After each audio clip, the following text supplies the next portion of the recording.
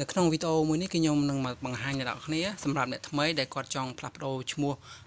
account page របស់អ្នកនរគ្នានៅក្នុងវីដេអូនេះគឺខ្ញុំនឹងមកប្រាប់អ្នកនរគ្នាពីរបៀបការផ្លាស់ប្ដូរឈ្មោះអញ្ចឹងសម្រាប់អ្នកថ្មីណាបងប្អូនគាត់ចាស់ហើយគាត់ដឹងហើយគាត់អាចធ្វើការអុំលងបានអញ្ចឹងខ្ញុំគាត់តែចែកម្លែកសម្រាប់អ្នកថ្មីអូខេអញ្ចឹងអ្នកគ្នាចូលទូរស័ព្ទដៃបងប្អូនមកបន្តមកទៀតអ្នកគ្នាកុំភ្លេចចូលមកកន្លែងរូប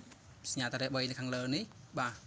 ចូលរូបសញ្ញាតារ៉េ3នឹងហើយបន្តមកទៀតអ្នកគ្នាយកពាក្យកន្លែងរូបសញ្ញាកងចាក់នេះមកអ្នកគ្នាបាទរូបសញ្ញាកងចាក់នេះមកឬក៏ចុចកន្លែង setting នេះក៏បានដែរអញ្ចឹងណាតែខ្ញុំចុចយកខាងលើមកលឿនបាទវាដូចតែគ្នាទេបាទបន្តមកទៀតអ្នកគ្នាអាចអូសមើលខាងក្រោមនេះក៏បានឬក៏អ្នកគ្នាអាចធ្វើការ search នៅលើនេះមកដាក់ថា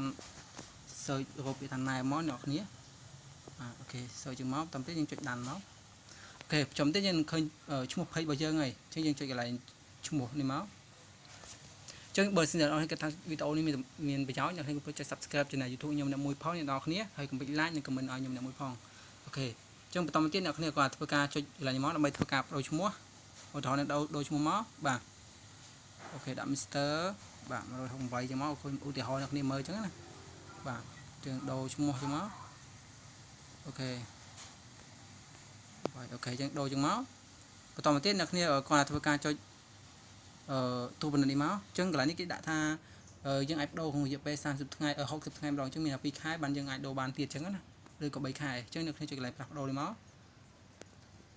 អញ្ចឹងបន្តមកទៀតអ្នកគ្នាឃើញហើយ